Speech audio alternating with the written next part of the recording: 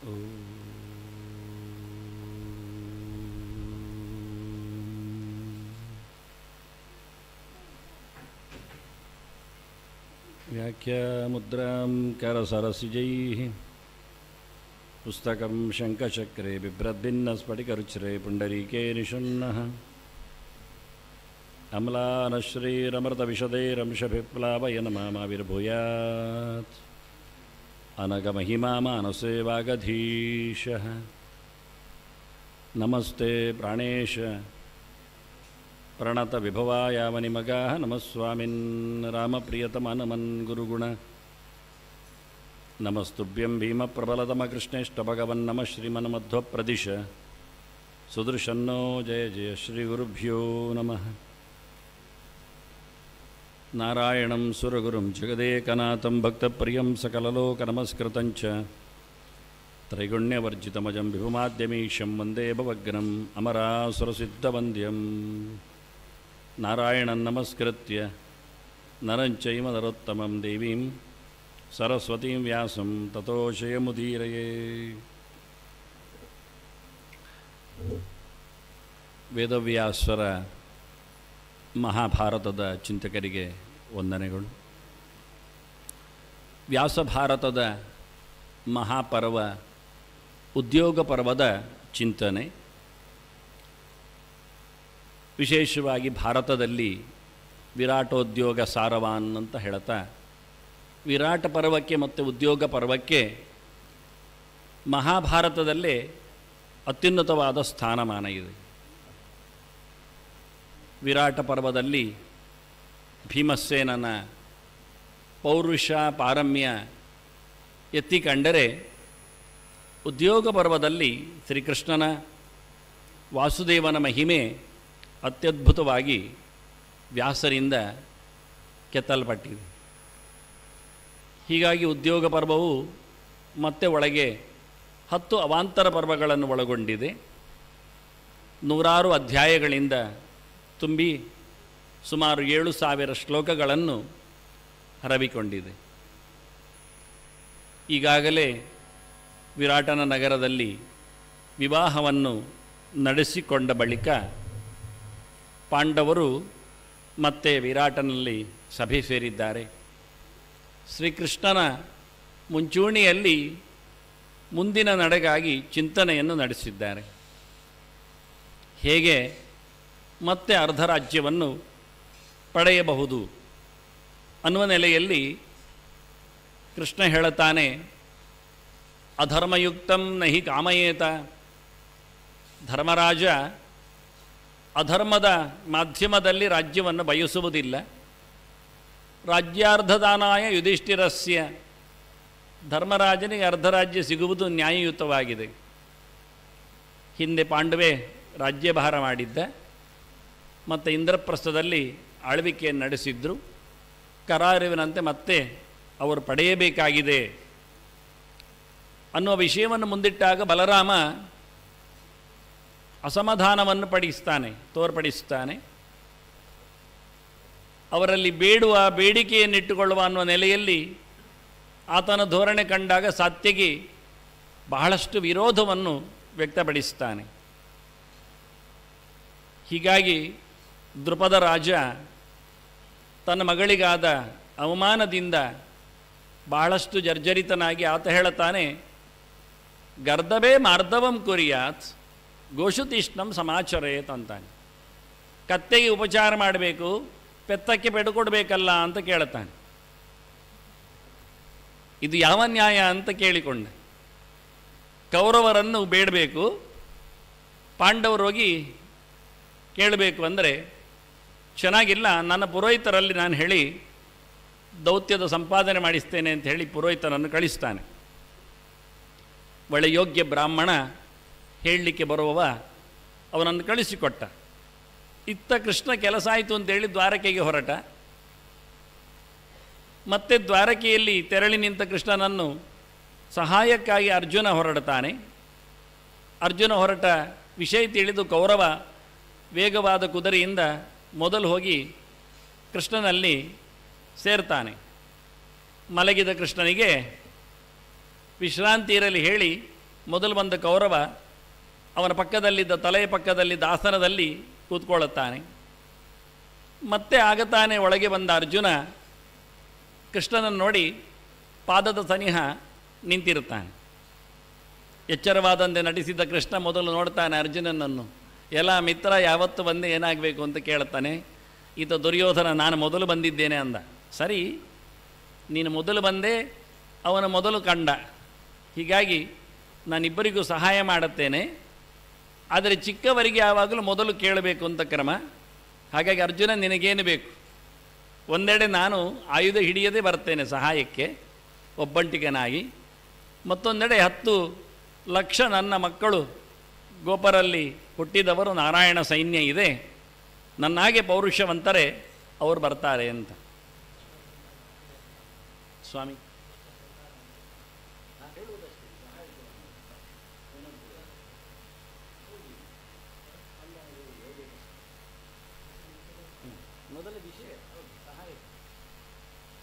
ಆರಂಭದ ಅವಾಂತರ ಪರ್ವ ಸೇನೋದ್ಯೋಗ ಪರ್ವ ಅಂತ ಇದು. ಸೇನೆಗೆ ಅವರು ತಯಾರಾಗುವುದು. ಒಂದು ಮಾತು ಬರ್ತದೆ ಸಭೆಯಲ್ಲಿ, ಏನು ಕೇಳಿದರೆ, ನಾವು ಈಗಾಗಲೇ ಜನರನ್ನು ಮುಟ್ಟದಿದ್ದರೆ ನಾಳೆ ಕೌರವರ ಪಾಳ್ಯಕ್ಕೆ ಎಲ್ಲರೂ ಸೇರಿಕೊಳ್ಳುತ್ತಾರೆ ಅಂತ ಹೇಳಿ ಆದಷ್ಟು ಬೇಗನೆ ಜನರನ್ನು ಕಳುಹಿಸಿ ಸೇನೆಯನ್ನು ತಯಾರಿಸಬೇಕು ಎನ್ನುವ ನೆಲೆಯಲ್ಲಿ ಇವರೀರ್ವರು ಸಹಾಯಕ್ಕಾಗಿ ಕೃಷ್ಣನೆಡೆಗೆ ಧಾವಿಸುತ್ತಾರೆ. ಕೃಷ್ಣ ಈರ್ವರಿಗೂ ಸಹಾಯವನ್ನು ಮಾಡಿರುತ್ತಾನೆ. ಇದನ್ನು ತಿಳಿದ ಭೀಷ್ಮ 10 ಲಕ್ಷ ಪುತ್ರರನ್ನು ಕರೆದುಕೊಂಡು ಬರ್ತಾನೆ ಅಂತ ಗೊತ್ತಾದಾಗ ಆಯುಧ ಇಲ್ಲದೆ ಹೋರಾಡುತ್ತಾನೆ ಕೃಷ್ಣ ಒಬ್ಬಂಟಿಗನಾಗಿ ಅಂದಾಗ ಅವನ ಕೈಯಲ್ಲಿ ಆಯುಧ ಹಿಡಿಸ್ತೇನೆ ಅಂತ ಪ್ರತಿಜ್ಞೆ ಬೇರೆ ಮಾಡಿಸಿಕೊಳ್ಳುತ್ತಾನೆ. ಇತ್ತ ಪುರೋಹಿತ ಹೋದವ ಹಸ್ತಿನಪುರದಲ್ಲಿ ಹೇಳುತ್ತಾನೆ, ಈಗಾಗಲೇ ವನವಾಸ ಅಜ್ಞಾತವಾಸ ಕಳೆದಿದೆ, ನ್ಯಾಯಯುತವಾಗಿ ಬರಬೇಕಾದ ಪಾಲು ಸಿಗಬೇಕು. ಭೀಮಸೇನ ಕಾಡಿನಲ್ಲಿ 3 ಕೋಟಿ ತೀರ್ಥವಿಘ್ನಕರಾಹ 3 ಕೋಟಿಯ ಭೀಮೇನ ವಿನಿಪಾದಿತಾಹ ಅಂತ ಅನ್ಯಾಯಗಾರರನ್ನು ಮುಗಿಸಿ ಬಂದಿದ್ದಾನೆ ಅಂತ ಅವನ ಪೌರುಷದ ಬಗ್ಗೆ ಒಂದು ಮಾತು ಕೊಡುತ್ತಾನೆ. ಲಕ್ಷಗಟ್ಟಲೆ ನಿಮಾತಕ ವಚರನ್ನು ಮುಗಿಸಿಬಿಟ್ಟ ಪಾಶುಪತಾಸ್ತ್ರವನ್ನು ಪಡೆದ ಸ್ವರ್ಗದಿಂದ ತೆರಳಿ ಬಂದ ಅರ್ಜುನನಿದ್ದಾನೆ ಅಂತ ನೆನಪಿಸ್ತಾನೆ. ಕರಾರುವಿನಂತೆ ದಿನ ಕಳೆದಿಲ್ಲ ಅಂತ ಕರ್ಣ ಉದ್ಗಾರ ತೆಗಿತಾನೆ. ಭೀಷ್ಮರು ಸರಿಯಾಗಿದೆ ಅಂತ ಹೇಳಿಕೊಳ್ಳುತ್ತಾರೆ. ಆದರೂ ವಿರೋಧಿಸಿದ ಕರ್ಣನ ಬಗ್ಗೆ ಭೀಷ್ಮರು ತಕರಾರು ಎಬ್ಬಿಸ್ತಾರೆ, ನೀನು ಯಾವನಯ್ಯ ಅಂತ. ನೀವು ಇರುವವರೆಗೆ ಹೋರಾಡುವುದಿಲ್ಲ ಎನ್ನುವ ನೆಲೆಯಲ್ಲಿ ಕರ್ಣನು ಮಾತನ್ನು ನೀಡಲಿಕ್ಕಿದ್ದಾನೆ. ಹೀಗಾಗಿ ಪುರೋಹಿತರಿಂದ ಕೆಲಸ ಆಗಲಿಲ್ಲ ಗೊತ್ತಾಗಿ ಧೃತರಾಷ್ಟ್ರ ಹೇಳುತ್ತಾನೆ, ನಾನು ಹೇಳಿ ಕಳಿಸ್ತೇನೆ ಹೋಗು ಅಂತ. ಅಲ್ಲಿಂದ 2ನೆಯ ಪರ್ವಕ್ಕೆ, ಸಂಜಯಯಾನ ಪರ್ವಕ್ಕೆ ನಾವು ಬರ್ತೇವೆ. ಅವಾಂತರ ಪರ್ವದಲ್ಲಿ ಇತ್ತ ಸಹಾಯಕ್ಕಾಗಿ ಶಲ್ಯನು ಹೊರಟಿದ್ದಾನೆ. ದಾರಿಯನ್ನಡಿಯಲ್ಲಿ ಬೇಕಾದಷ್ಟು ಒಳ್ಳೆಯ ಸ್ವಾಗತ ಮಂದಿರಗಳನ್ನೆಲ್ಲ ದುರ್ಯೋಧನ ಹಾಕಿರ್ತಾನೆ. ಅದು ಗೊತ್ತಿರಲಿಲ್ಲ ಅವನಿಗೆ. ಅದರ ಉಪಚಾರಗಳನ್ನೆಲ್ಲ ಪಡೆದ ಶಲ್ಯ ಇದನ್ನು ನಡೆಸಿಕೊಟ್ಟವನಿಗೆ ನಾನು ಒಳ್ಳೆಯ ಆಭಾರಿ ಇದ್ದೇನೆ, ಏನು ಬೇಕು ಕೇಳಲಿ ಅಂತ ಕೇಳುತ್ತಾನೆ. ದುರ್ಯೋಧನನ ಚಾರ ಎದುರು ಬರ್ತಾನೆ, ಇದು ದುರ್ಯೋಧನನ ಅರವಟಿಗಳು ಅಂತ ಹೇಳುತ್ತಾನೆ. ಶಲ್ಯ ನನಗೆ ಬರಬೇಕು ಅಂತ ಕೇಳಿಕೊಳ್ಳುತ್ತಾನೆ. ಆಗಲಿ ಅಂತ ಹೇಳಿ ದುರ್ಯೋಧನ ಅವನ ಮಾತಿಗೆ ಒಪ್ಪಿಕೊಳ್ಳುತ್ತಾನೆ. ಶಲ್ಯ ವಾಸ್ತವವಾಗಿ ಧರ್ಮರಾಜನ ಮಾವ, ಪಾಂಡವರಿಗೆ ಸಹಾಯಕ್ಕೆ ಹೊರಟವ, ಗಟ್ಟಿಮುಟ್ಟು ಆಳುಗಳಲ್ಲಿ ಅವನೂ ಒಬ್ಬ. ಭೀಮಶ್ಚ ಬಲಭದ್ರಶ್ಚ ಮದ್ರರಾಜಶ್ಚ ವೀರ್ಯವಾನ್ ಚತುರ್ಥ ಕೀಚಕಶ್ಚೈವ ಅಂತ ಹಿಂದೆ ಲೆಕ್ಕ ಹೇಳಿದಾಗ ಕೀಚಕ ಸತ್ತು ಹೋದ ಬಳಿಕ ಇಲ್ಲಿ 3 ಜನ ಇರುವುದು. ಇತ್ತ ಬಲರಾಮ, ಭೀಮಸೇನ ಮತ್ತು ಶಲ್ಯ ಪೌರುಷದಲ್ಲಿ. ಅಂಥ ಶಲ್ಯನನ್ನು ತನ್ನ ಪಾಳ್ಯಕ್ಕೆ ಸೇರಿಸಿಕೊಳ್ಳುತ್ತಾನೆ. ಮತ್ತು ಶಲ್ಯ ಬಂದವ ಧರ್ಮರಾಜನ ಹತ್ರ ಹೇಳ್ತಾನೆ, ಏನೋ ದೈವ ಆಟ ಆಗಿದೆ ಅಂತ, ಪರವಾಗಿಲ್ಲ, ನೀನು ಕರ್ಣನ ಸಾರಥಿಯಾಗಿ ನಿಂತು ಅವನ ತೇಜೋವಧೆ ಮಾಡು, ಸಾಕಾಗತ್ತೆ ಅಂತ ಧರ್ಮರಾಜ ಹೇಳುತ್ತಾನೆ. ಅಂದರೆ ಮುಂದೆ ನಡೆಯುವ ವೃತ್ತಾಂತಗಳಲ್ಲಿ ಆತನಿಗೆ ಸೂಚನೆ ಇರುತ್ತದೆ. ಆಯಿತು ಅಂತ ಒಪ್ಪಿಕೊಂಡು ಶಲ್ಯ ತೆರಳುತ್ತಾನೆ. ಹೀಗೆ ಮುಂದಕ್ಕೆ ಸಂಜಯನನ್ನು ಕಳಿಸಿಕೊಟ್ಟ ಧೃತರಾಷ್ಟ್ರ. ಸಂಜಯ ಬರ್ತಾನೆ, ಬಂದು ಹೇಳುತ್ತಾನೆ, ಶಾಂತಿಯನ್ನು ಕಾಪಾಡಬೇಕು ಅಂತ ದೊಡ್ಡಪ್ಪನ ಆಶಯ ಅಂತಾನೆ. ಧರ್ಮರಾಜ ಬಹಳ ಚೆನ್ನಾಗಿ ಉತ್ತರ ಕೊಡುತ್ತಾನೆ, ನಾವು ಯುದ್ಧಕ್ಕೂ ಸಿದ್ಧ, ಸಂಧಾನಕ್ಕೂ ಸಿದ್ಧ. ಕೊನೆಯ ಅಂಶದಲ್ಲಿ ನನ್ನದೇ ಆಗಿರತಕ್ಕ ಶಕ್ಕರಪುರಿಯನ್ನು ನನಗೆ ಒಪ್ಪಿಸಲಿ, ಮಮೈವ ಶಕ್ಕರಪುರೀಂ ಪ್ರದಾಯ. ಆನಂತರ ಯುದ್ಧ ಮಾಡಲಿ, ಕೊಡುವುದಿಲ್ಲ. ಆದರೆ ಇಲ್ಲ ಕೊನೆಯ ಪಕ್ಷ 5 ಗ್ರಾಮವನ್ನು ಮೊದಲೇ ಮಾತಾಡ್ತಾನೆ ಧರ್ಮರಾಜ ಸಂಜಯನಲ್ಲಿ. ಮಾಕಂದಿ, ಮೃಗಸ್ಥಳ, ಅವಿಸ್ಥಳ ಮತ್ತು ವಾರಣಾವತ, ಇನ್ಯಾವುದಾದರೂ ಒಂದು, ಅವಸಾನಂಚ ಯತ್ಕಿಂಚಿತ್. ಇಷ್ಟನ್ನು ಕೇಳಿಕೊಂಡಾಗ ಕೃಷ್ಣ ಹೇಳುತ್ತಾನೆ ಸಂಜಯನಿಗೆ, ಮತ್ತೆ ಸಂಜಯ ಹೇಳ್ತಾನೆ, ಬೇಡ, ಅವನು ಕೇಳಿದರೂ ಯುದ್ಧವನ್ನು ನಿಲ್ಲಿಸುವುದಿಲ್ಲ, ಏನು ಕೊಡಲಿಕ್ಕಿಲ್ಲ, ಹಾಗಾಗಿ ನೀವು ಒಳ್ಳೆಯವರು ಅಂತ ದೊಡ್ಡಪ್ಪ ಹೇಳಿದ್ದಾನೆ, ನೀವು ಭಿಕ್ಷೆಯನ್ನಾದರೂ ಬೇಡಿ ಬದುಕಬಹುದು, ಈಗಾಗಲೇ ವನವಾಸದ ಅಭ್ಯಾಸ ಇದೆ ಅಂತ ಮತ್ತೆ ಮಾತಾಡಿದಾಗ ಕೃಷ್ಣ ಹೇಳುತ್ತಾನೆ, ತುಂಬ ತಮಾಷೆಯಾಗಿ ಹೇಳುತ್ತಾನೆ ಕೃಷ್ಣ, ಬಹಳ ಜೋರಾಗಿ ಹೇಳುತ್ತಾನೆ, ಋಣಮೇತತ್ ಪ್ರವೃತ್ತಮ್ಮೆ ಹೃದಯ ನಾಪಸರ್ಪದಿ ಗೋವಿಂದೇತಿ ಯದಾ ಕ್ರಂದತ್ ಕೃಷ್ಣಾಮಾಂ ದೂರವಾಸಿನ. ನನ್ನನ್ನು ನಿಮ್ಮ ಸಭೆಯಲ್ಲಿ, ಅರಮನೆಯಲ್ಲಿ ಅನ್ಯಾಯಕ್ಕೊಳಗಾದ ಕೃಷ್ಣೆ ದ್ರೌಪದಿ ಬಹಳ ಜೋರಾಗಿ ನನ್ನನ್ನು ಕರೆದಿದ್ದಾಳೆ ಕೃಷ್ಣ ಅಂತ ಹೇಳಿ. ಆ ಕೂಗು ಇವತ್ತು ಮಾರ್ದನಿಗೊಳ್ತಾ ಇದೆ. ಆಗಾಗಲೇ ಆಕೆಗೆ ನಾನು ಅಕ್ಷಯಾಂಬರವನ್ನು ಕೊಟ್ಟಿದ್ದೆ ಸರಿ, ಅದು ಖಾಲಿ ಅಷ್ಟೇ. ಆದರೆ ಇವತ್ತು ಬಡ್ಡಿಯ ಮೇಲೆ ಬಡ್ಡಿ ಬಿದ್ದಿದೆ. ಋಣಮೇತತ್ ಪ್ರವೃದ್ಧಮ್ಮೆ, ಆಕೆಯ ಕೂಗಿನ ಅರ್ಥಕ್ಕೆ ಫಲಕ್ಕೆ ನಾನೆಷ್ಟೋ ಋಣಿ ಇದ್ದೇನೆ, ಹಾಗಾಗಿ ನೆನಪಿಟ್ಟುಕೊಳ್ಳಿ ಅಂತಾನೆ, ಅವಕಾಶ ಕೊಡಬೇಡಿ ಅಂತ ಕೇಳುತ್ತಾನೆ. ಅಷ್ಟೇ ಅಲ್ಲದೆ ಬಹಳ ಸುಂದರವಾದ ಮಹಾಭಾರತದ ಒಂದು ಸಾರವನ್ನು ತಿಳಿಸ್ತಾನೆ. ದುರ್ಯೋಧನ ಮನ್ನಿಮಯೋ ಮಹಾದ್ರುಮಃ ಕರ್ಣಸ್ಕಂದ ಶಕುನಿಸ್ತಸ್ಯ ಶಾಖಾ ದುಶ್ಯಾಸನ ಪುಷ್ಪಬಲೆ ಸಮರ್ಥೆ ಮೂಲಂ ರಾಜ ಧೃತರಾಷ್ಟ್ರ ಅಮನೀಷಿ. ಇಡೀ ದೊಡ್ಡ ಒಂದು ಹಾಳು ಮರ ಇದ್ದಾಗೆ ದುರ್ಯೋಧನ ಅಂತ, ಅದರ ಬುಡ್ಡೆ ಗಟ್ಟಿಯಾಗಿದ್ದದ್ದೇ ಕರ್ಣ, ಸುತ್ತಮುತ್ತಲು ಹರಳಿ ನಿಂತದ್ದೇ ಶಕುನಿಯ ತಂತ್ರ, ಅರಳಿ ನಿಂತ ಹೂ ಪುಷ್ಪಗಳು ಅಥವಾ ಅಲ್ಲಿನ ಕಾಯಿ ಹಣ್ಣುಗಳೆಲ್ಲ ದುಶ್ಯಾಸನನೇ.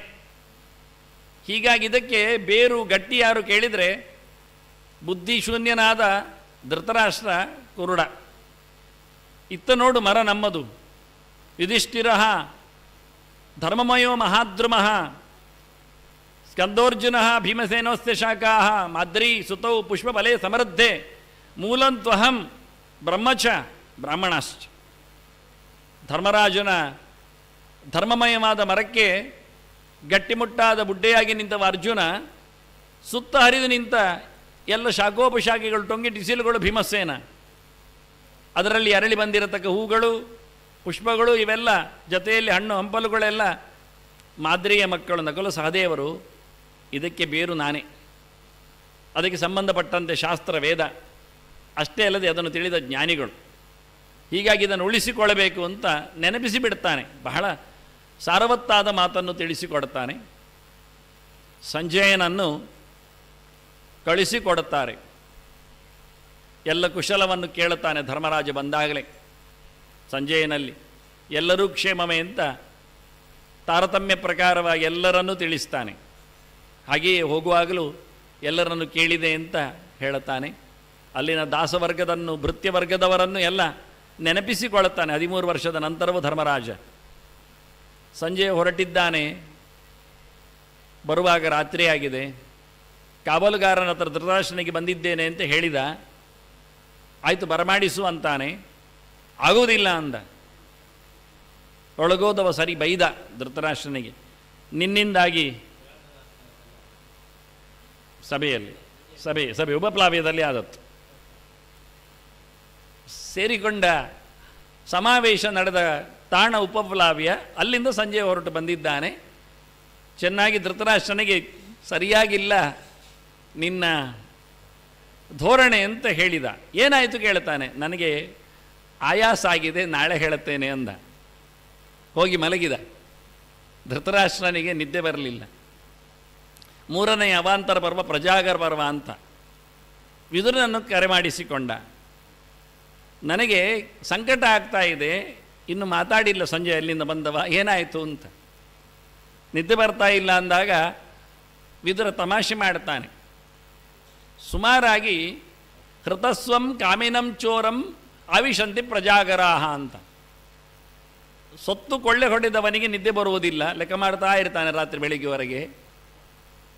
ಅಷ್ಟೇ ಅಲ್ಲದೆ ಕಾಮುಕನಾದವನಿಗೂ ರಾತ್ರಿ ಸಂಚಾರ ಇರಲಿಕ್ಕೆ ಹೋಗಿ ನಿದ್ದೆ ಆಗುವುದಿಲ್ಲ. ಕಳ್ಳನಿಗಂತೂ ಸರಿಯೇ ರಾತ್ರಿ ನಿದ್ದೆ ಇಲ್ಲ ಅಂತ. ನೀನು ಯಾರು ಅಂತ ಕೇಳ್ತ. ಕಚ್ಚಿನ್ನ ಪರವಿತ್ತೇಶು ಗೃದ್ರನ್ನ ಪರಿತಪ್ಯಸೆ. ಇನ್ನೊಬ್ಬರ ಸೊತ್ತನ್ನು ಕಬಳಿಸ್ಲಿಕ್ಕೆ ಹೋಗಿ ಸಂಕಟ ಪಡ್ತಾ ಇಲ್ಲ ತಾನೆ ಅಂತ ನೇರವಾಗಿ ಕೇಳ್ತಾನೆ. ಬೇರೆ ಹೇಳಯ್ಯ ಅಂತಾನೆ.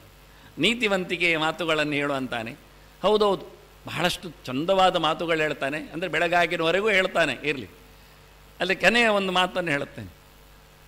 ದಶಧರ್ಮಂ ನ ಜಾನಂತಿ ಅಂದ. 10 ಜನರಿಗೆ ಸರಿಯಾಗಿ ಶಾಸ್ತ್ರ ಗೊತ್ತಿಲ್ಲ, ಧರ್ಮ ಗೊತ್ತಿಲ್ಲ ಅಂತಾನೆ.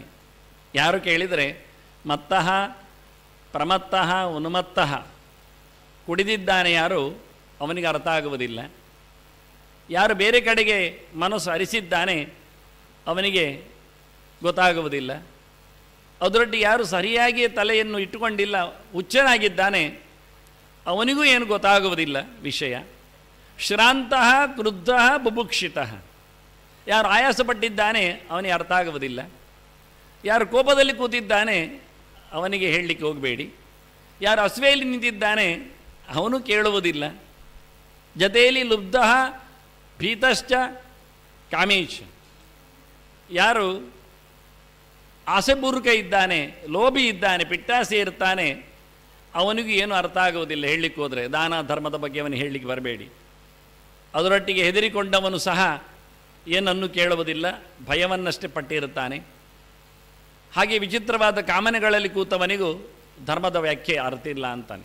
ಹೀಗೆ ಇಷ್ಟು ಜನ 10 ಜನ ತಿಳ್ಕೊಂಡಿಲ್ಲ ಅಂತ. ಅಂದರೆ ಇವನು ಲೋಭಿ ಇದ್ದಾನೆ ಅಂತ ಬಹಳ ಚೆನ್ನಾಗಿ ಅರ್ಥ ಆಗುವ ಹಾಗೆ ಅವನಿಗೆ ಹೇಳ್ತಾನೆ, ನಿನಗೆ ಧರ್ಮ ಗೊತ್ತಾಗುವುದಿಲ್ಲ, ನೀನು ಇನ್ನೊಬ್ಬರ ಸೊತ್ತನ್ನು ಲಾಲಸೆ ಪಡ್ತಾ ಇದ್ದೀಯಾ ಅಂತ. ಬೇರೆ ವಿಷಯ ಹೇಳುವಂತಾನೆ. ಮತ್ತೆ ಪುನಃ ವಿದುರನ ಹತ್ರ ದೇವರ ಬಗ್ಗೆ ಮಾತಾಡುವಂತಾನೆ. ಅದಕ್ಕೆ ನಾನು ಅಧಿಕಾರಿ ಅಲ್ಲ ಅಂತ ಹೇಳಿ ವಿದುರ ಸನತ್ಸುಜಾತನನ್ನು ಕರೀತಾನೆ. ಅರ್ಧರಾತ್ರಿಯ ನಂತರದಲ್ಲಿ ಸನತ್ಸುಜಾತ ಪರ್ವ ಅಂತ ಅವಾಂತರ ಪರ್ವ ಮತ್ತೆ ಬರ್ತದೆ. ದೇವರ ಬಗ್ಗೆ ಬಹಳ ಚಂದವಾದ ಮಾತುಗಳೆಲ್ಲ ಅವನು ಹೇಳುತ್ತಾನೆ. ಧರ್ಮರಾಜ ಧರ್ಮದ ಬಗ್ಗೆ ಚಿಂತನೆಯನ್ನು ಕೊಡುವ ಹಾಗೆ ಸನತ್ಸುಜಾತ ಧೃತರಾಷ್ಟ್ರನಿಗೆ ಹೇಳುತ್ತಾನೆ. ಹಾಗೆ ಬೆಳಿಗ್ಗೆ ಆಗಿದೆ, ಮುಂದಕ್ಕೆ ಯಾನಸಂಧಿ ಪರ್ವ ಅಂತ ಸಂಜೆಯನನ್ನು ಕರೆಸಿಕೊಂಡಿದ್ದಾನೆ. ಬೆಳಿಗ್ಗೆ ಸಭೆಯಲ್ಲಿ ಹೇಳುತ್ತೇನೆ ಎಲ್ಲರನ್ನು ಕರೆ ಅಂತ ಹೇಳಿದ್ದ, ಎಲ್ಲರನ್ನು ಬಂದು ಕುಳ್ಳಿರಿಸಿಕೊಂಡಿದ್ದಾನೆ. ಎಂತ ಹೇಳಿದರು ಅಂತ ಕೇಳಲಿಕ್ಕೆ ಹೋಗ್ತಾನೆ. ಚೆನ್ನಾಗಿ ಬೈತಾನೆ. ಪಾಂಡವರಿಗೆ ಕೊಡಬೇಕಾದ ಸೊತ್ತನ್ನು ಕೊಡಬೇಕು ಅಂತ ಕೃಷ್ಣನು ಒಂದಿಷ್ಟು ಮಾತು ಹೇಳಿದ್ದಾನೆ. ಅರ್ಜುನನ ಪೌರುಷದ ಮಾತು ನೀನು ಕೇಳು, ಭೀಮನ ಬಗ್ಗೆಯೂ ನಿನಗೆ ತಿಳುವಳಿಕೆ ಇರಲಿ. ಅವನು ಜವೇನ ವಾಜಿನೋತ್ಯೇತಿ ಬಲೇನ ಅತ್ಯೇತಿ ಕುಂಜರಾನ್, ಅರ್ಥ ಆಗುತ್ತೆ ನಿನಗೆ ಅಂತ ಕೇಳುತ್ತಾನೆ. ಕುದುರೆಗಿಂತ ವೇಗವಾಗಿ ಓಡ್ತಾನೆ ಭೀಮಸೇನ. ಹೋರಾಟದ ಅಂಗಳದ ಕಥೆಯನ್ನು ಕೇಳುತ್ತಾನೆ. ಯಾರಾದರೂ ಕುದುರೆಯಲ್ಲಿ ಓಡಬೇಕಾಗಿಲ್ಲ, ಭೀಮನೇ ಹೋಗಿ ಗುದ್ದಿ ಬಂದಿರ್ತಾನೆ. ಹಾಗೆ ಬಲದಿಂದ ಆನೆಗಿಂತ ಜಾಸ್ತಿ ಇದ್ದಾನೆ. ಆನೆ ಬಿದ್ದಾಗ ಆಗ್ತದೆ ಭೀಮಸೇನನ್ನು ಹೊಡೆತ ಅಂತಾನೆ. ಇನ್ನೆಂತ ಹೇಳಿ ನಿನಗೆ, ಗಾಂಡೀವದ ಕತೆ ಗೊತ್ತೇನು? ಹೀಗಾಗಿ ಅವರ ಪೌರುಷಗಳನ್ನೆಲ್ಲ ಬಹಳ ಚೆನ್ನಾಗಿ ತಿಳಿಸಿಕೊಡ್ತಾನೆ. ದುರ್ಯೋಧನ ಮತ್ತೆ ಮಾತಾಡ್ತಾನೆ. ಭೀಷ್ಮರು, ದ್ರೋಣ, ವಿದುರ ಎಲ್ಲ ಅವನಿಗೆ ಸಹಮತವನ್ನು ಕೋರಿದರೆ, ಅಪ್ಪ ಅವರೆಲ್ಲ ಪಕ್ಷಪಾತಿಗಳಿದ್ದಾರೆ, ನನ್ನಲ್ಲಿ ಪೌರುಷ ಇದೆ, ಮಂತ್ರಬಲ ಇದೆ, ಕರ್ಣ ಇದ್ದಾನೆ, ಭೀಷ್ಮಾದಿಗಳು ಹೋರಾಡದಿದ್ರೂ ನಾನು ಕರ್ಣನ ಜೊತೆಯಲ್ಲಿ ಪಾಂಡವರನ್ನು ಕೊಲ್ತೇನೆ ಅಂತ ಹೇಳುತ್ತಾನೆ. ಅಷ್ಟು ಯೋಗ್ಯತೆ ನನ್ನಲ್ಲಿದೆ ಅಂತ ಧೃತರಾಷ್ಟ್ರ ನಂಬುವುದಿಲ್ಲ. ಆದರೂ ಆತ ಸಮಾಧಾನ ಪಡಿಸಲಿಕ್ಕೆ ಹೌದೇನೋ ಅಂತ ಹೇಳಿಕೊಂಡು ಯೋಚನೆ ಮಾಡ್ತಾನೆ. ಆದರೂ ಸಂಜಯ ಭಾಳಷ್ಟು ಅವರ ವಿಷಯಗಳನ್ನೆಲ್ಲ, ಹಿಂದಿನ ಕಥೆಗಳನ್ನೆಲ್ಲ ತಿಳಿಸ್ತಾನೆ. ಧೃತರಾಷ್ಟ್ರ ಕೇಳುವುದಿಲ್ಲ, ಆದರೂ ಹೇಳುತ್ತಾನೆ. ಕೊನೆಗೆ ಕೃಷ್ಣ ಬರ್ತಾನೆ ಅಂತ ಹೇಳುತ್ತಾನೆ. ಕೃಷ್ಣ ಹೇಳಿದ್ದ ಸಂಜಯನ ಹತ್ರ ನಾನು ಬರ್ತೇನೆ ಅಂತ. ಮತ್ತಿಲ್ಲಿ ಯೋಚನೆ ಮಾಡಿಕೊಂಡು ಪಾಂಡವರು ಕೃಷ್ಣನನ್ನು ಕಳಿಸಿರುತ್ತಾರೆ. ಕೃಷ್ಣ ಹೋಗುವಾಗ ಏನು ಹೇಳಿ ಅಂತ ಕೇಳುತ್ತಾನೆ. ಧರ್ಮರಾಜ ಹೇಳುತ್ತಾನೆ, ಹೋರಾಟ ನನಗೆ ಇಷ್ಟ ಇಲ್ಲ. ನಮ್ಮವರಲ್ಲಿ ಯಾಕೆ ಹೋರಾಟ, ಕಾದಾಟ? ನಾವು ಯಾಕೆ ಶತ್ರುಗಳನ್ನಾಗಿಸಿಕೊಳ್ಳಬೇಕು?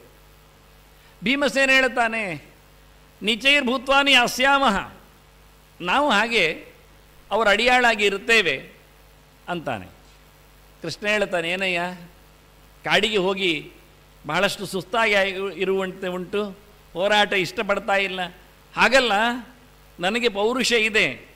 ಮಾಸ್ಮಭೂ ಭರತಾನಶನ್, ನಮ್ಮ ವಂಶ ದುರ್ಯೋಧನಿಂದಾಗಿ ಹಾಳಾಗಿ ಸತ್ತೋಯ್ತು, ಪೂರ ನಾಶ ಆಯಿತು ಅಂತ ಜನ ಹೇಳಬಾರದು.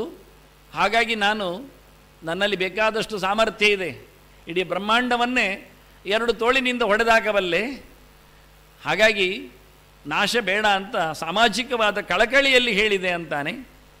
ಕೃಷ್ಣ ಗೊತ್ತು ನನಗೆ, ನಾನು ತಮಾಷೆ ಮಾಡಿದೆ. ಯತ್ಕಿಂಚಾತ್ಮನಿ ಕಲ್ಯಾಣ ಸಂಭಾವಯಿಸಿ ಪಾಂಡವ ಸಹಸ್ರ ಗುಣಮಪ್ಯೇದ ತ್ವಯಿ ಸಂಭಾವಯಾಮ್ಯಹಂ.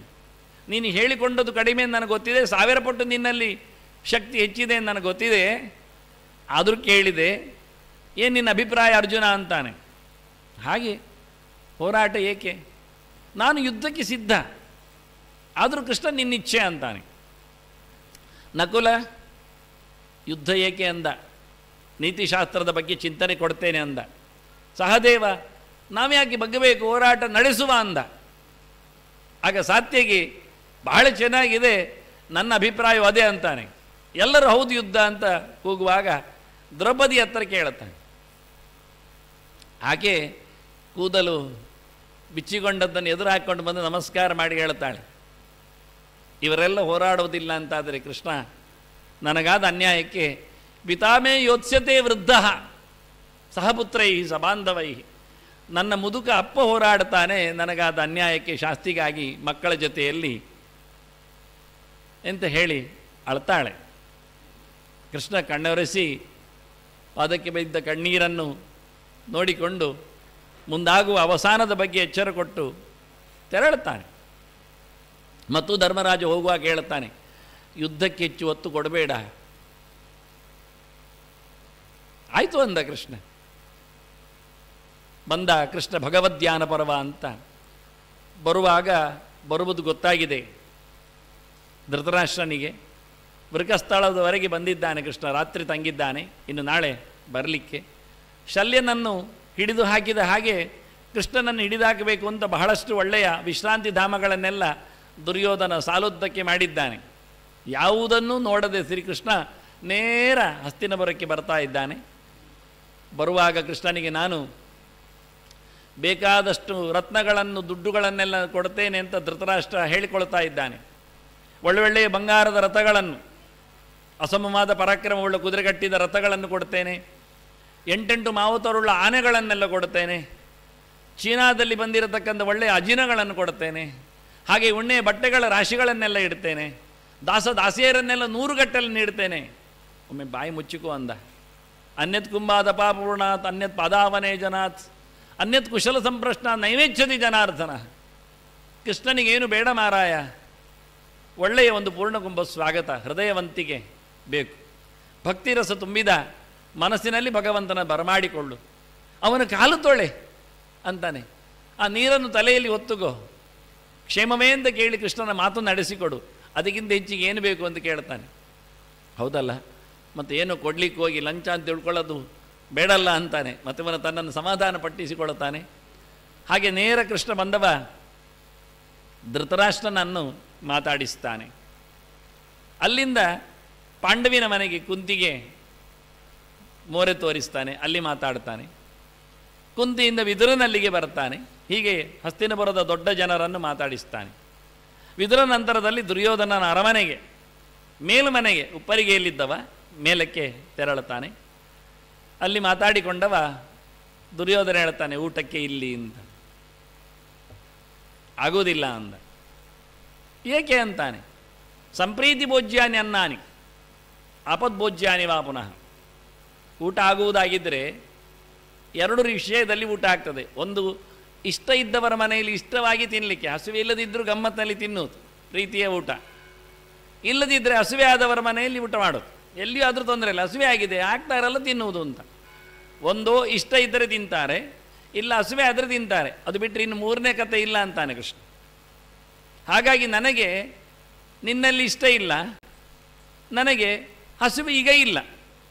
ನಚ ಸಂಪ್ರಿಯಸೇ ರಾಜನ್ ನ ಚೈವ ಅಪದ್ಗತ ವಯಂ. ನಾವು ಹಸಿನಿಂದ ಬಳಲಿದ್ದೂ ಇಲ್ಲ, ನೀನು ನಮ್ಮ ಮೇಲೆ ಇಷ್ಟಪಟ್ಟದ್ದು ಇಲ್ಲ. ಮತ್ತು ನಾನು ಬಂದದ್ದು ರಾಯಭಾರಿಯಾಗಿ. ಈಗ ದುಷದನ್ನನ್ನ ಭೋಕ್ತವ್ಯಂ ದುಷಂತನ್ನೈವ ಭೋಜೇತ್. ಶತ್ರುಘ್ನ ಮನೆಯಲ್ಲಿ ಊಟ ಮಾಡಲಿಕ್ಕೂ ಬಾರದು, ಶತ್ರುಗಳು ಊಟವನ್ನು ಹಾಕಲೂಬಾರ್ದು. ನೀನು ಶತ್ರು, ಊಟ ಹಾಕಲಿಕ್ಕಿಲ್ಲ. ನಾನು ಶತ್ರು ಮನೆಗೆ ಬಂದಿದ್ದೇನೆ, ಊಟ ಮಾಡಲಿಕ್ಕಿಲ್ಲ ಅಂತಾನೆ. ದುಷದನ್ನನ್ನ ಭೋಕ್ತವ್ಯಂ ದುಷಂತನ್ನೈವ ಭೋಜೇತ್. ನಾನೆಲ್ಲಿ ದ್ವೇಷಿ ಆಗ್ತೇನೆ ಅಂತ ದುರ್ಯೋಧನ ಪ್ರಶ್ನೆ ಹಾಕ್ಕೊಂಡ್ರೆ, ಪಾಂಡವಾನ್ ದ್ವಿಷಸೇ ರಾಜನ್ ಮಮ ಪ್ರಾಣಾಹಿ ಪಾಂಡವ ಅಂತ. ನೀನು ಪಾಂಡವರನ್ನು ದ್ವೇಷ ಮಾಡ್ತಾ ಇದ್ದಿ, ಪಾಂಡವರನ್ನು ತಾನೆ, ನಿನ್ನನಲ್ಲ ಅಂದರೆ ನನ್ನ ಪ್ರಾಣ ಪಾಂಡವರು ಅಂತಾನೆ ಕೃಷ್ಣ. ವಿದುರ ನಿನ್ನ ಮನೆಯಲ್ಲಿ ಊಟ ಅಂದ. ಬರುವಾಗಲೇ ರಾತ್ರಿ ಆಗ್ತಾ ಬಂದಿದೆ, ಸಂಜೆಯಾಗಿದೆ. ಎಲ್ಲರ ಮನೆಯಲ್ಲಿ ಮಾತಾಡಿಸಿಕೊಂಡ ಕೃಷ್ಣ ವಿದುರನ ಮನೆಯಲ್ಲಿ ರಾತ್ರಿ ಊಟಕ್ಕೆ ಬರ್ತೇನೆ ಅಂತ ಹೇಳಿಬಿಟ್ಟ. ವಿದುರನ ಕೈ ಹಿಡ್ಕೊಂಡು ಹೊರಟ.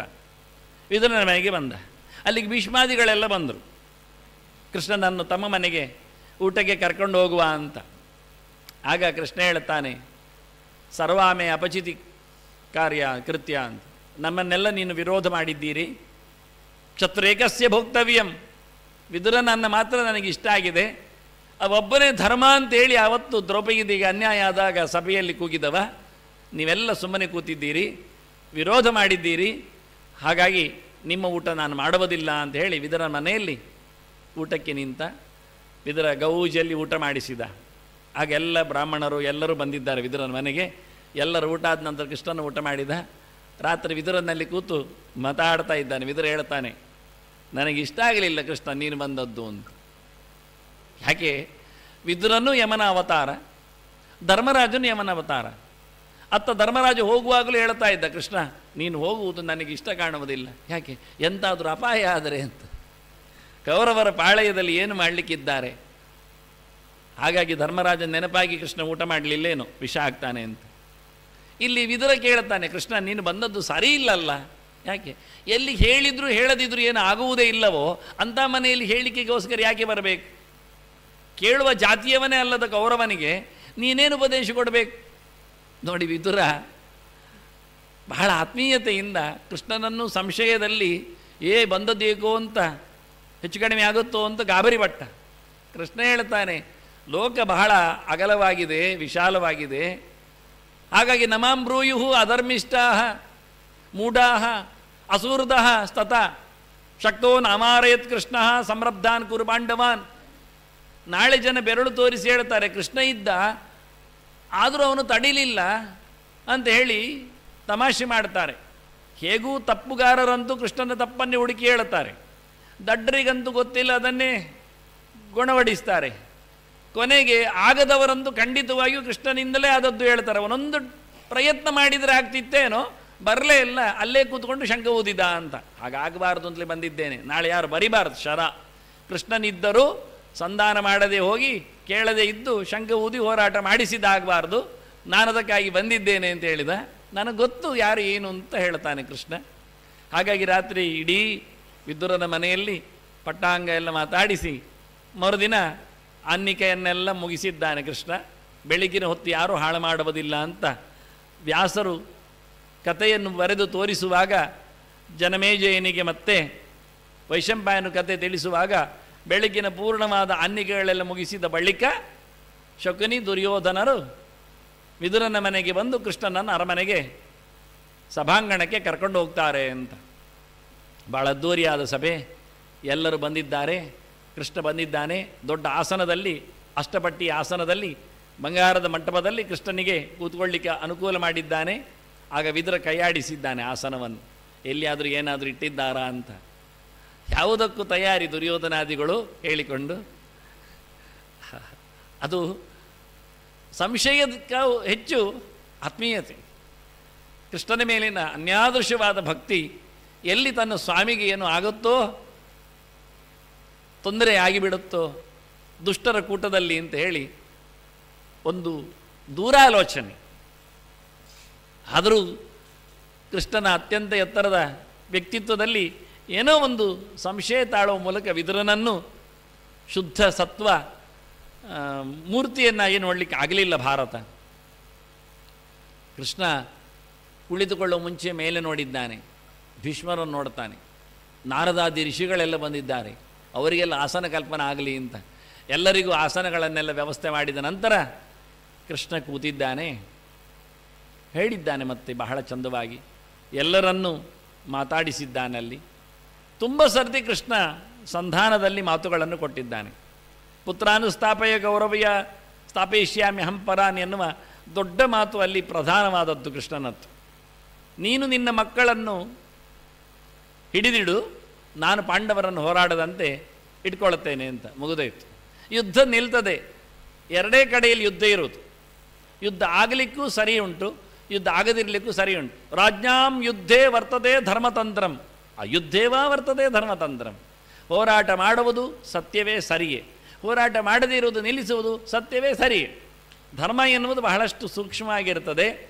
ನಿನ್ನ ಆಯ್ಕೆ ನಿನ್ನ ಕೈಯಲ್ಲಿದೆ. ಪಾಂಡವರನ್ನು ನಾನು ನಿಲ್ಲಿಸ್ತೇನೆ, ಕೌರವರನ್ನು ನೀನು ನಿಲ್ಲಿಸು ಅಂತ.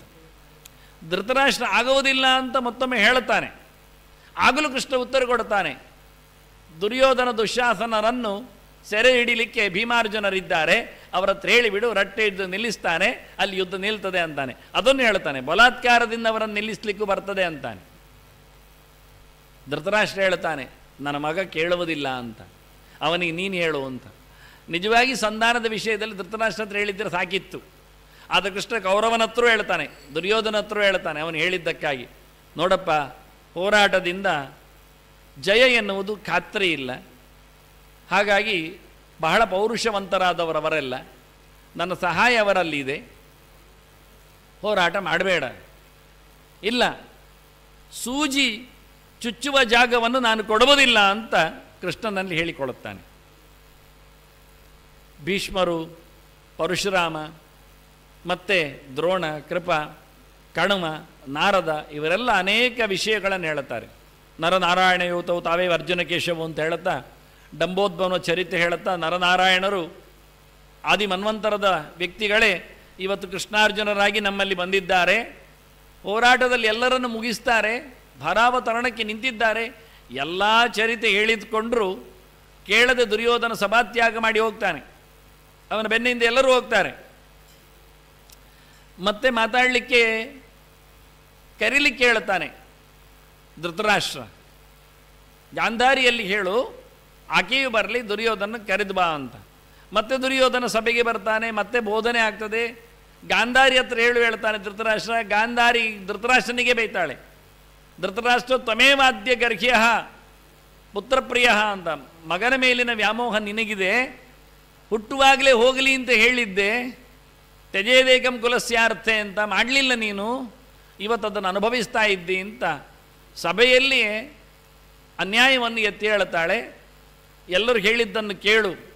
ಭೀಷ್ಮ ಹೇಳಿರ್ತಾನೆ, ಭಕ್ಷಯಿಷ್ಯಾಮ ಪಾಂಸುಕಾನ್ ಅಂತ, ಹೋರಾಟ ನಡೆದರೆ ನಾವು ನಾಳೆ ಮಣ್ಣು ತಿನ್ನಬೇಕಾಗತ್ತೆ ಅಂತಾನೆ. ಭಿಕ್ಷುಕವು ವಿಚರಿಷ್ಯೇತೆ ಅಂತಾನೆ ವಿದುರ. ನಾಳೆ ನಿನ್ನ ತಂದೆ ತಾಯಿಗಳು ಧೃತರಾಷ್ಟ್ರ ಗಾಂಧಾರಿಯರು ಅರಮನೆಯ ಮಾರ್ಗದಲ್ಲಿ ಭಿಕ್ಷುಕರಾಗಿ ಬೇಡಲಿಕ್ಕೆ ನಿಲ್ಲಬೇಕಾಗತ್ತೆ ಪಾಂಡವರ ಅರಸೊತ್ತಿಗೆಯಲ್ಲಿ ಅಂತ ಹೇಳ್ತಾನೆ. ಏನು ಕೇಳಲಿಲ್ಲ. ಮತ್ತೆ ಹೊರಟೋದ ದುರ್ಯೋಧನ, ದುಶ್ಯಾಸನ, ಕರ್ಣ, ಶಕುನಿಯರ ಜೊತೆ ಸೇರಿ ಎಲ್ಲ 100 ಜನರು ಹೋಗಿದ್ದಾರೆ ಹೊರಗೆ ಸಭೆಯಿಂದ. ಹೋಗಿ ಕೃಷ್ಣನನ್ನು ಕಟ್ಟಿ ಹಾಕುವುದು ಅಂತ. ಕೃಷ್ಣ ಹೋದರೆ ತಾನೇ ಸಂಧಾನ. ರಾಮಾಯಣ ಕಾಲದಲ್ಲಿ ಹನುಮಂತನನ್ನೇ ಕಟ್ಟಲಿಲ್ಲವ, ಪಾಪ ಬಾಲ ಮಾತ್ರ ಮುಟ್ಟಿದ್ದ. ಇಲ್ಲಿ ಕೃಷ್ಣನನ್ನೇ ಕಟ್ಟಿ ಹಾಕುವುದು ಅಂತ ಹೊರಟ. ದೌತ್ಯದ ಸಂದರ್ಭದಲ್ಲಿ ಹೇಳ್ತಾನೆ ಸಾತ್ಯಗಿ ಬಂದು.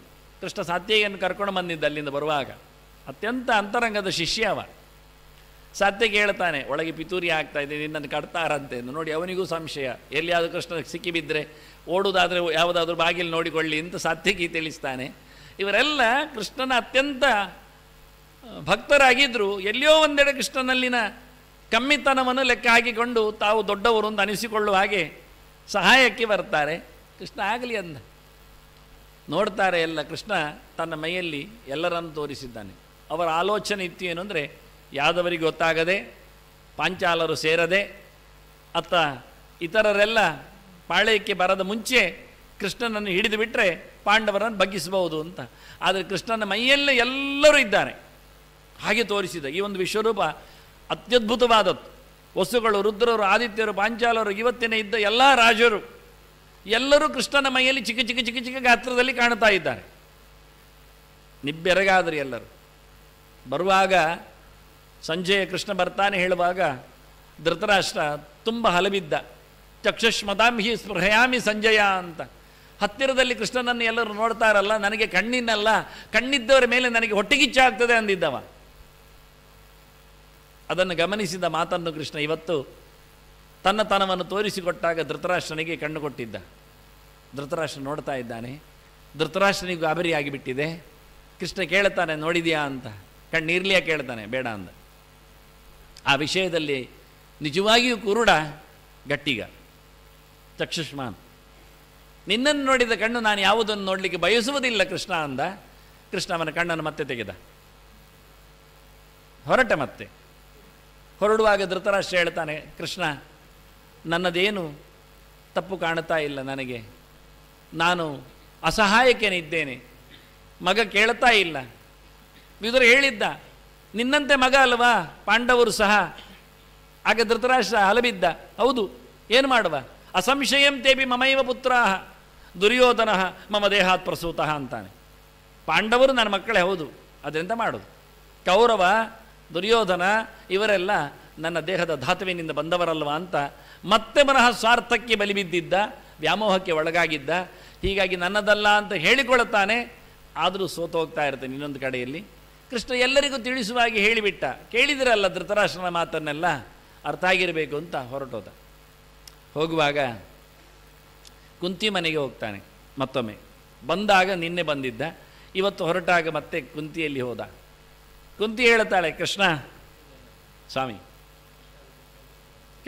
ಕಟ್ಟಲಿಕ್ಕೆ ಆಗಲಿಲ್ಲ ಅವರಿಗೆ. ಕಟ್ಟಿ ಆಗೋದೇನಾಯಿತು ಸ್ವಾಮಿಗಳು ಕೇಳ್ತಾ ಇದ್ದಾರೆ. ಕಟ್ಟಲಿಕ್ಕೆ ತಯಾರು ಮಾಡಿದ್ದಷ್ಟೇ, ಹಗ್ಗ ತರಲಿಕ್ಕೆ ಹೋಗಿದ್ದಾರೆ. ಬಂದಾಗ ವಿಷ. ಭಗವಂತ ಎಲ್ಲೆಡೆ ಕಂಡಿದ್ದಾನೆ, ಎಲ್ಲಿ ಕಟ್ಟುವುದು, ಯಾವ ಕಂಬಕ್ಕೆ ಯಾರನ್ನು ಕಟ್ಟುವುದು, ಹೇಗೆ ಕಟ್ಟುವುದು. ಕಟ್ಟುವ ಕಥೆಯನ್ನೇ ಮುಂದುವರಿಸಲಿಲ್ಲ, ಅಲ್ಲಿ ಕಟ್ಟುವ ಪ್ರಯತ್ನವನ್ನು ಮಾತ್ರ ಹೇಳಿದ್ದಾರೆ. ಪ್ರಯತ್ನಕ್ಕೆ ಅವರು ಹೊರಟದ್ದನ್ನು ತಿಳಿಸ್ತಾರೆ ಭಾರತದಲ್ಲಿ ಹೊರತು ಮತ್ತೆ ಮುಂದೆ ಇಲ್ಲ. ಮುಂದೆ ಅವರ ಕುತ್ತಿಗೆಯನ್ನು ಅವರು ಕಟ್ಟಿಕೊಳ್ಬೇಕಷ್ಟೆ ಮತ್ತಿದ್ದರೆ. ಹೀಗಾಗಿ ಕುಂತಿಯನ್ಕೆ ಹೇಳ್ತಾಳೆ, ನನಗೆ ಗೊತ್ತಾಯಿತು ಕೃಷ್ಣ ಸಂಧಿ ಆಗುವುದಿಲ್ಲ ಅಂತ. ಯದರ್ಥಂ ಕ್ಷತ್ರಿಯ ಆಸೂತೆ ತಸ್ಯ ಕಾಲೋಯಮಾಗತಃ. ಕೃಷ್ಣ ಹೇಳು ಧರ್ಮರಾಜನಿಗೆ, ಒಬ್ಬಳು ಹೆಣ್ಮಗಳು ಕ್ಷತ್ರಿಯಳಾದವಳು ಯಾಕಾಗಿ ಮಗನನ್ನು ಪಡಿತಾಳೆ ಎನ್ನುವ ಕಾಲ ಇವತ್ತು ಬಂದಿದೆ, ಅದಕ್ಕೆ ಸರಿಯಾಗಿ ವರ್ತಿಸಬೇಕು ಅಂತ ಹೇಳುವಂತ. ಕ್ಷತ್ರಿಯ ಹೆಣ್ಮಗಳು ಹೆರುವಂಥದ್ದು ಕ್ಷತ್ರಿಯನನ್ನು ಹೊರತು ಕಾಡಾಡಿಯಾಗುವವನನ್ನಲ್ಲ. ಒಂದೊಮ್ಮೆ ಅವರಿಗೆ ಕಾಡುವೇ ಗತಿಯಾಗಿದ್ದರೆ ನಾನು ಪಾಂಡು ಹೋದ ಬಳಿಕ ಕರ್ಕೊಂಡು ಬರ್ತಿರಲಿಲ್ಲ.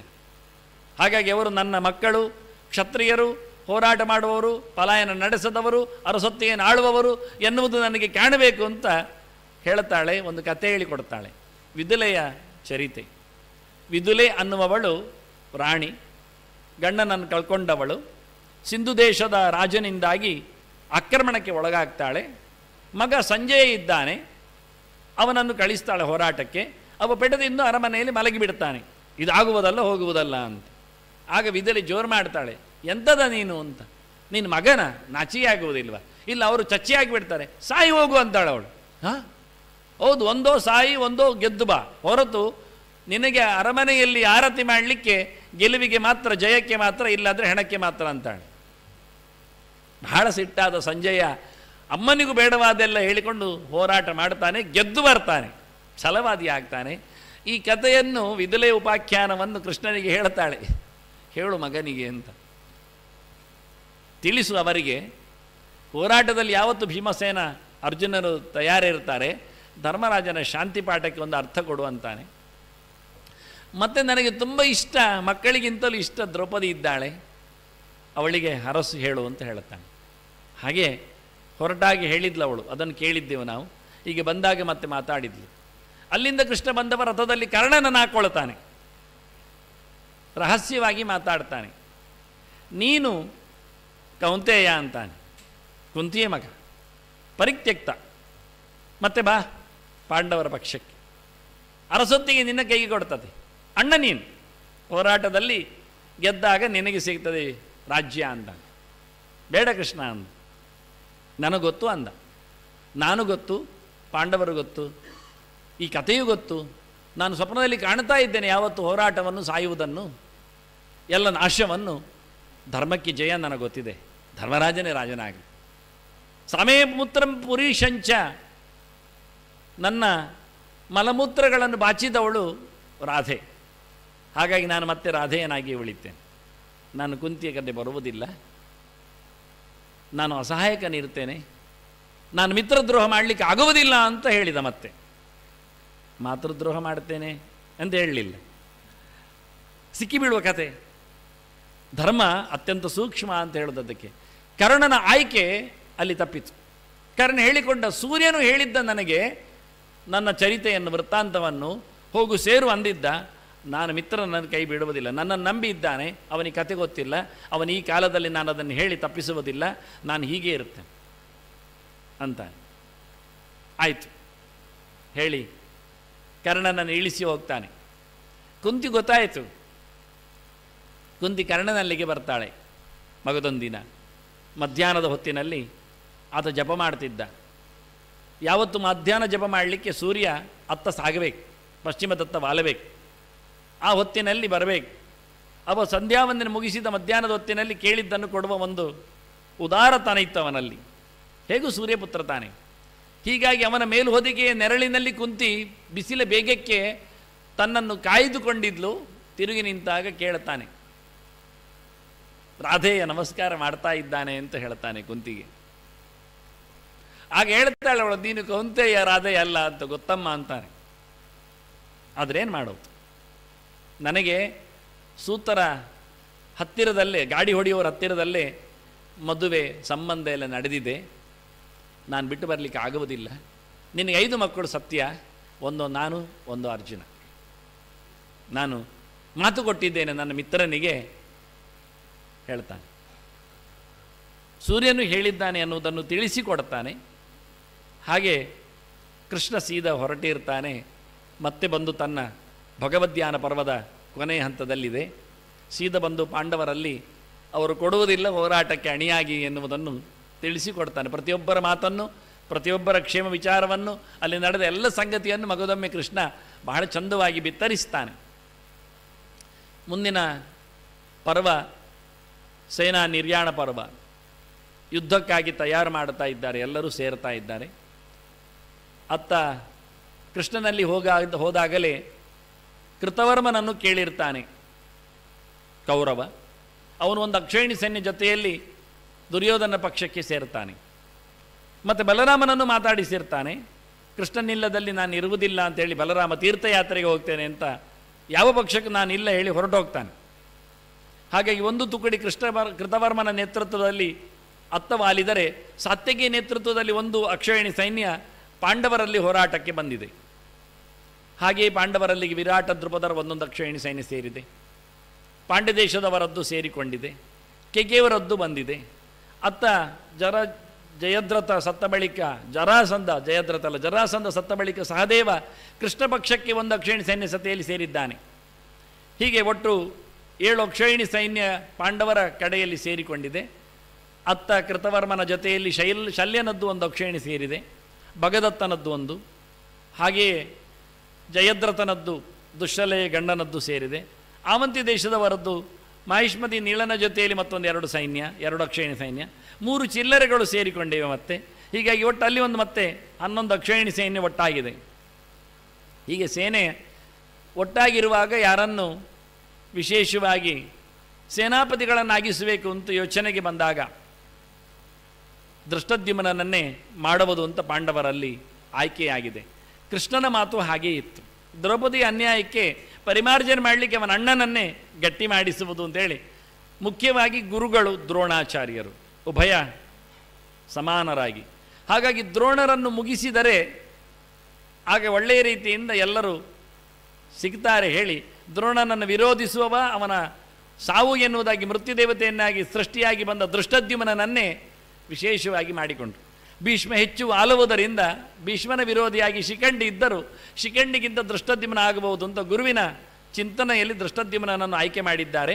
ದ್ರೌಪದಿಯ ಜೊತೆಯಲ್ಲಿ ಹುಟ್ಟಿ ಬಂದದ್ದರಿಂದಲೂ ಯಾಜೋಪಯಾಜರ ವಿಶೇಷವಾದಂತಹ ಚರುವಿನ ವ್ಯವಸ್ಥೆಯಲ್ಲಿ ಹುಟ್ಟಿದ್ದರಿಂದಲೂ ದೃಷ್ಟದ್ಯುಮ್ನನ್ನೇ ಆಯ್ಕೆ ಮಾಡಿತು. ಇತರ ಅಕ್ಷಯಣಿ ಸೈನ್ಯಗಳಿಗೂ ಅವಾಂತರ ಸೇನಾಪತಿಗಳನ್ನೆಲ್ಲ ಉಲ್ಲೇಖ ಮಾಡಿದ್ದಾರೆ.